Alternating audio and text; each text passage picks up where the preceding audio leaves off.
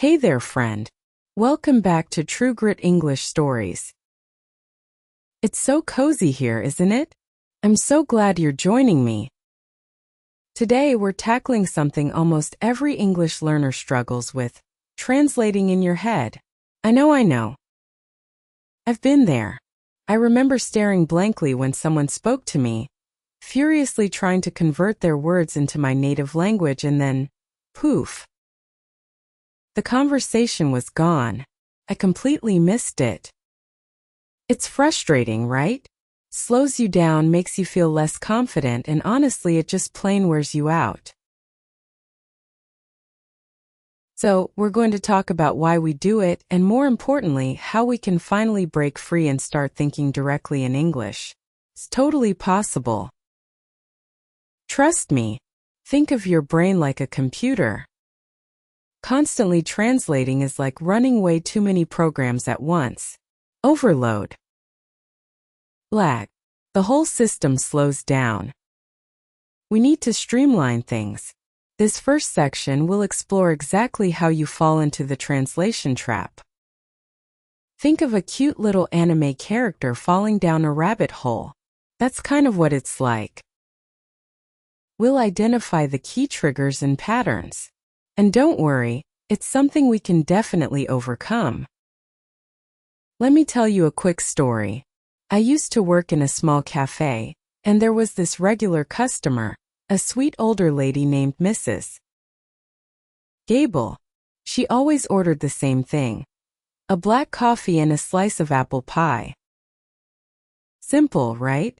But even with such a simple order, I found myself translating her words in my head. Black coffee, okay, that's a café noir? It was ridiculous. One day she noticed my hesitation. She smiled kindly and said, "Don't get your knickers in a twist, dear. It's just coffee." That's an expression, by the way. Don't get your knickers in a twist. It means don't get too stressed or worried about something. Mrs. Gable was right. I was making it way harder than it needed to be. I was so focused on translating perfectly that I was missing the simple human interaction. We'll also uncover common misconceptions about fluency and address those sneaky self-doubts that keep you glued to the translation crutch. I really want you to feel like you're not alone in this. We all do it, but we can also all move past it. Let's face it, nobody is perfect. I remember one time I was trying to explain something important to my boss, and I just completely froze. I knew the words in my native language, but I couldn't find the English equivalents. I felt so embarrassed. It was like my brain had short-circuited. That's another good expression, by the way. Short-circuited. It means something suddenly stopped working properly. My brain had definitely short-circuited that day. So why do we do this to ourselves? Why do we get stuck in this translation loop? Well, there are a few reasons. First, it's often how we're taught. Many language courses focus on grammar rules and vocabulary lists, with lots of translation exercises. It's like we are trained to translate from the beginning. This can create a habit that's hard to break. Second, we often lack confidence.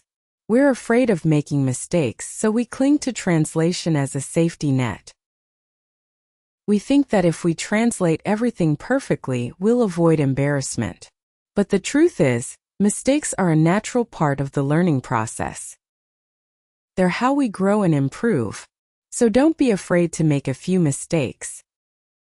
Third, we may not have enough exposure to English in real life. If we only study English in a classroom or with textbooks, we may not get enough opportunities to hear and use the language in authentic contexts. This can make it harder to think directly in English because we're not used to processing the language in real time. Think about it this way: when you learned your first language, you didn't translate. You just listened and imitated. You absorbed the language naturally, through exposure and interaction. That's the same way we can learn to think in English. But how do we break free from this translation habit? How do we train our brains to think directly in English? Well, that's what we're going to explore in the rest of this episode. We'll talk about practical strategies, mindset shifts, and helpful resources that can help you on your journey. Just remember, it takes time and effort. There will be days when you feel like you're making progress, and there will be days when you feel like you're back to square one. But don't give up. Keep practicing, keep learning, and keep believing in yourself. And remember that feeling of being lost for words is something everyone experiences when learning. So relax, and let's get started. I wholeheartedly believe in you, and I'm here to help you every step of the way. Reading changed my life, and it can change yours too. Okay, now that we've diagnosed the problem, let's start building our English bubble. What exactly is that? It's basically creating an environment where English surrounds you. Immersion, but without having to move to another country, you know? It's like creating your own little English-speaking world. Think of it like this. We're creating a cozy little fort for your brain. Only instead of blankets and pillows, it's filled with English words, sounds, and ideas. A safe space where you can soak up the English language. This is where we get practical. Let's talk about changing your phone settings to English. Simple but powerful. Every time you unlock your phone, you'll see English words and phrases. It's a constant, gentle reminder to think in English. It's a small change, but it can make a big difference over time. We can talk about listening to English music, podcasts, even just ambient sounds with English conversations playing in the background. Subtitles? Yes, but in English. When you watch movies or TV shows, turn on the English subtitles. This will help you connect the spoken words with the written words, and it will expand your vocabulary. I'll also share some resources I personally found helpful, like specific YouTube channels, apps, or websites. One of my favorite YouTube channels is called English with Lucy. She has lots of great videos on grammar, vocabulary, and pronunciation. Another helpful resource is the Duolingo app. It's a fun and interactive way to learn new words and phrases. The key is to make it enjoyable. Don't force yourself to do things you hate. Find things you genuinely enjoy and incorporate English into them. If you love cooking, find English cooking shows or recipes. If you love video games, play them in English. If you love reading, read English books or articles. And let me tell you, English audiobooks are my jam. I remember when I first started trying to immerse myself in English, I felt a bit overwhelmed. It was like being thrown into the deep end of a swimming pool. But I quickly realized that I didn't have to do everything at once. I started small with just a few simple changes, like listening to English music on my way to work and reading English articles during my lunch break. And that reminds me of an expression that is very useful. Rome wasn't built in a day. This means that important things can't be done quickly or easily. It takes time and effort to learn a new language. So, be patient with yourself and don't get discouraged if you don't see results immediately. Remember, little by little, you build your English bubble. It's not about perfection. It's about consistent exposure. It's like watering a plant. A little bit each day helps it grow strong. Even if you only spend 15 minutes each day immersing yourself in English, you'll be surprised at how much progress you can make over time. For instance, if you like news, you can read news in English, maybe start with Easy News for Kids. That's actually a good way to start. If you like sports, listen to sports commentary in English. The more you expose yourself to the language, the more natural it will become. I also found it helpful to create a dedicated space for English learning. It could be a corner of your room, a specific chair, or even just a particular time of day. When you're in that space or during that time, focus solely on English. Turn off distractions, put away your phone, and immerse yourself completely in the language. And one more thing, don't be afraid to experiment. Try different methods and resources until you find what works best for you. Everyone learns in their own way, so what works for one person may not work for another. The most important thing is to find a method that you enjoy and that keeps you motivated. Another good expression is to each their own. It means that everyone has their own preferences and tastes.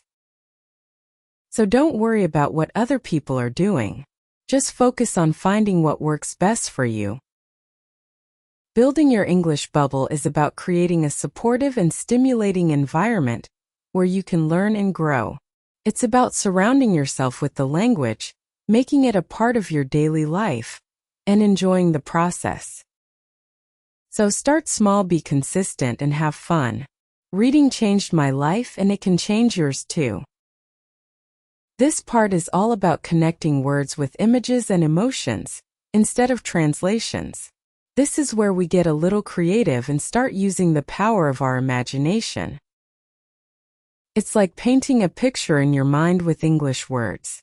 Let's say you want to learn the word gregarious. Instead of thinking sociable in your native language, picture a friendly, smiling person surrounded by friends, laughing and telling stories. Really see it. Feel the warmth of their interactions. Imagine the sounds of their laughter, the energy of the group. That's much more effective than just memorizing a definition. We'll explore techniques like creating visual flashcards, using mind maps to connect related words and ideas, and practicing mindfulness exercises in English. Visual flashcards are a great way to associate words with images.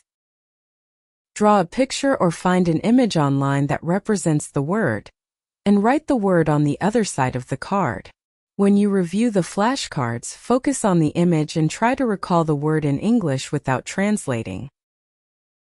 Mind maps are a fantastic way to connect related words and ideas. Start with a central word or concept, and then branch out with related words, phrases, and images. This will help you see the connections between different words and ideas, and it will make it easier to remember them. And mindfulness exercises in English can help you become more aware of your thoughts and feelings in English.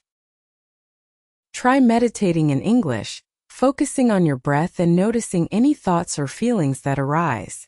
When you feel an emotion, try to name it in English, even if it's just a simple word like happy, sad, or frustrated. I remember when I was learning the word serendipity, which means a lucky chance or a fortunate accident. Instead of just memorizing the definition, I pictured myself walking down a street and stumbling upon a hidden gem, like a beautiful antique shop or a charming little cafe. I imagined the feeling of excitement and surprise, and I associated that feeling with the word serendipity. Now, whenever I hear that word, I instantly remember that feeling.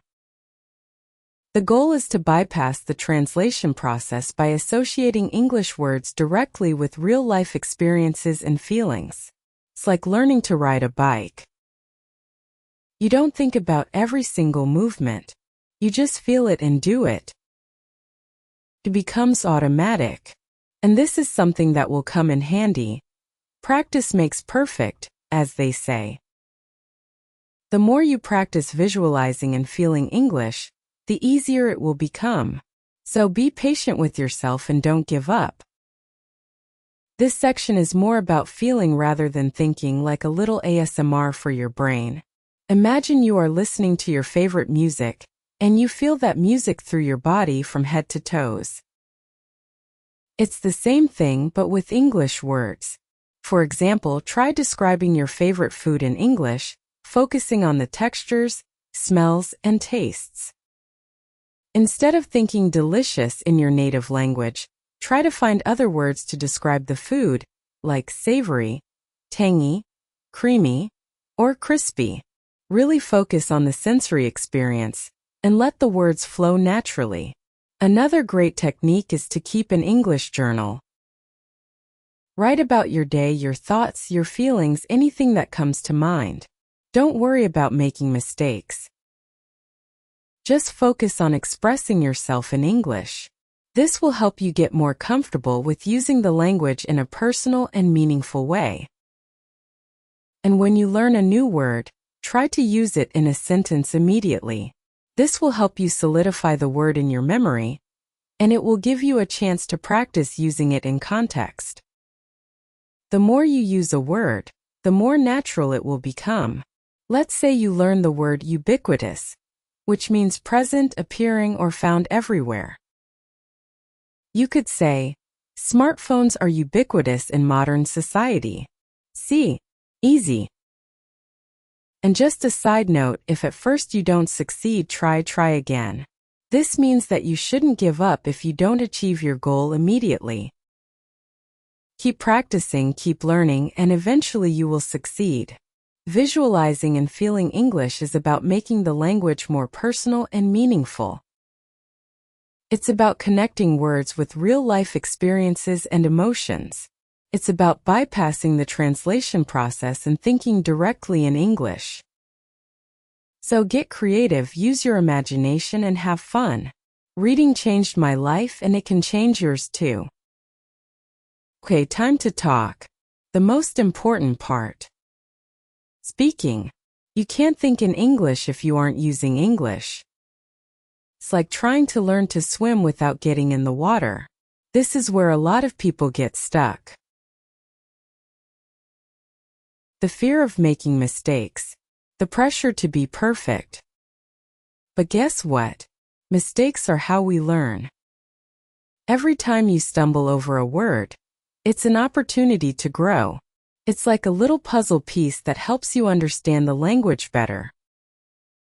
We'll discuss strategies for overcoming your fear of speaking, like finding a language partner, joining an online conversation group, or simply talking to yourself in English.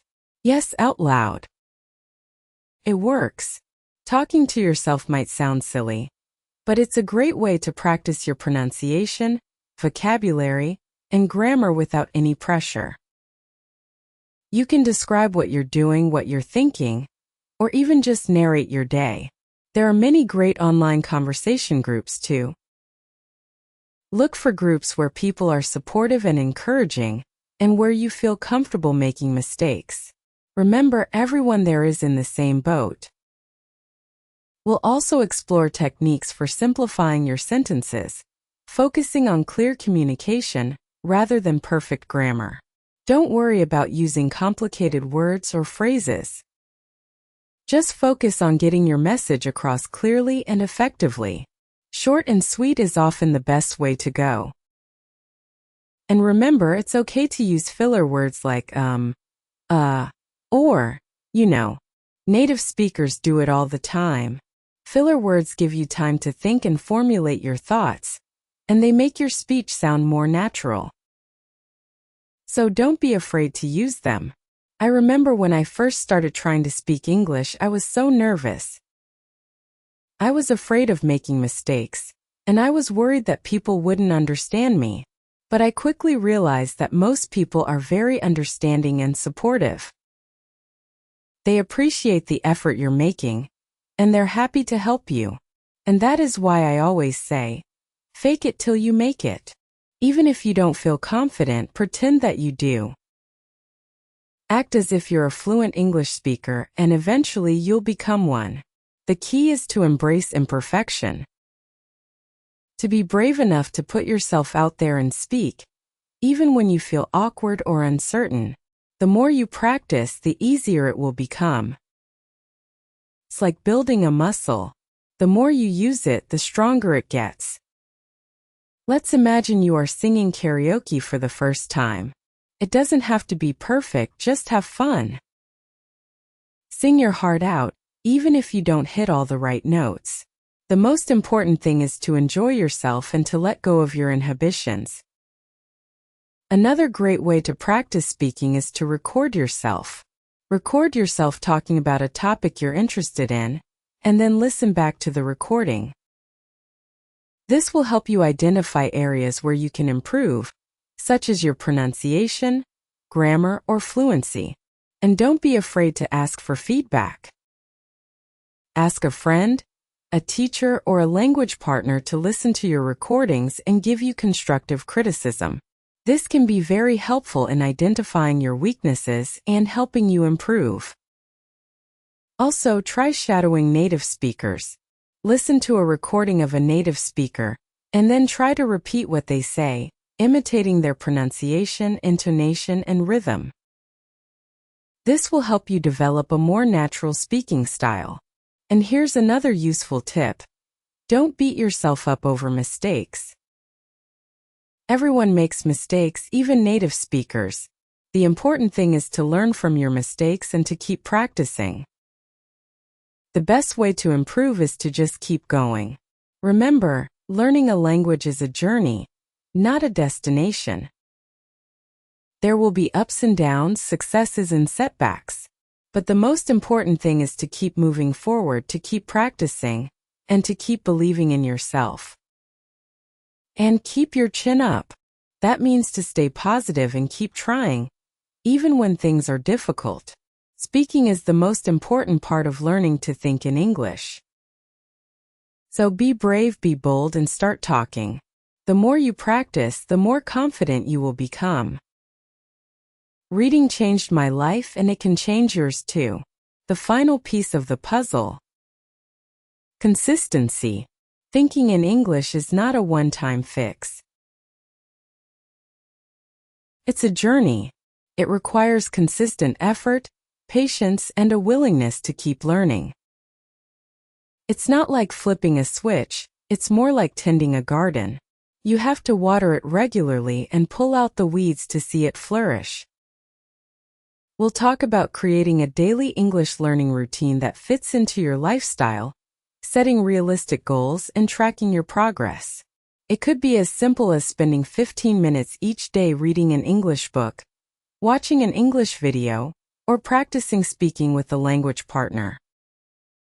Even just 5 minutes of focused practice can make a difference. Set small, achievable goals. Don't try to learn everything at once. Focus on one specific skill or topic at a time.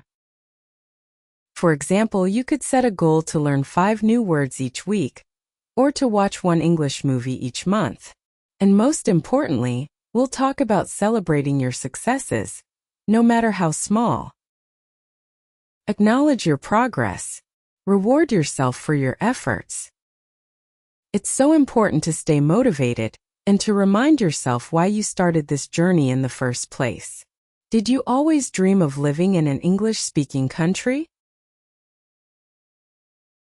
Do you want to connect with people from all over the world? Keep those goals in mind and use them to fuel your motivation.